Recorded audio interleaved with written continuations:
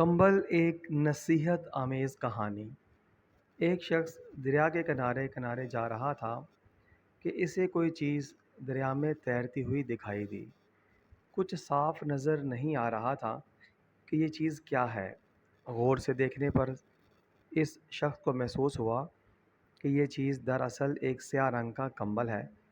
اس شخص نے سوچا کہ یہ کمبل کشتی میں سفر کرتے ہوئے کسی مسافر کی غلطی سے دریا میں گر گیا ہوگا، اور چونکہ ارد گرد کوئی انسان نظر نہیں آ رہا، اس لیے وہ یہ کمبل لینے میں حق بجانب ہے۔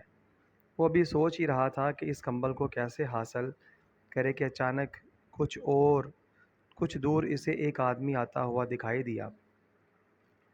اس شخص نے سوچا کہ اس سے پہلے کہ وہ دوسرے آدمی کو بھی یعنی کہ کمبل دکھے، وہ اپنا حق جتلائے، مجھے کچھ کرنا چاہیے۔ یہ خیال آتے ہی اس شخص نے آؤ دیکھا نہ تاؤ دریا میں چھلانگ لگا دی، اور وہ تیزی سے تیرتا ہوا کمبل کی طرف لپکا۔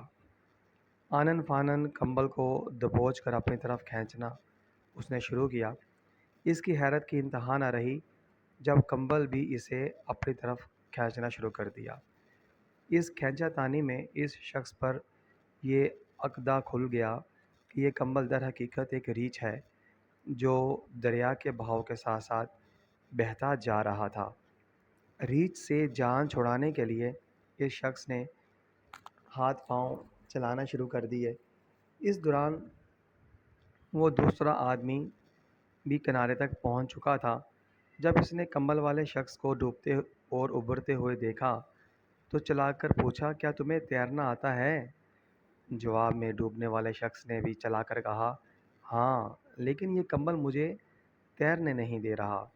اس آدمی نے دوبارہ چلا کر کہا، اس کمبل کو چھوڑ دو اور کنارے کی طرف تیر کر اپنی جان بچاؤ۔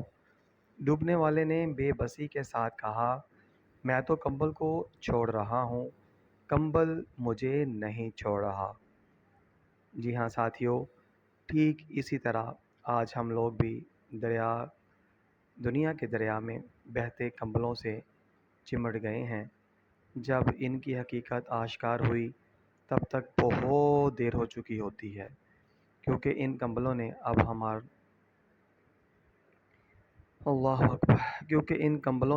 اب ہم لوگوں کو دبوچ لیا ہے۔ ساتھیو، اپنی زندگیوں کو غنیمت جانیں۔ آج اگر سانسیں چل رہی ہیں تو کل یہ سانسیں رک جائیں گی۔ اپنی زندگیوں کے اندر اپنے خواہشات کو مختصر کیجیے۔ اللہ رب العزت ہمیں سمجھنے کی توفیق عطا فرمائے۔ بے غرض ہو کر سکون سے زندگی کٹنے لگی، ترک خواہش نے ہمارا بوجھ ہلکا کر دیا۔ اجازت دیجیے۔ السلام علیکم۔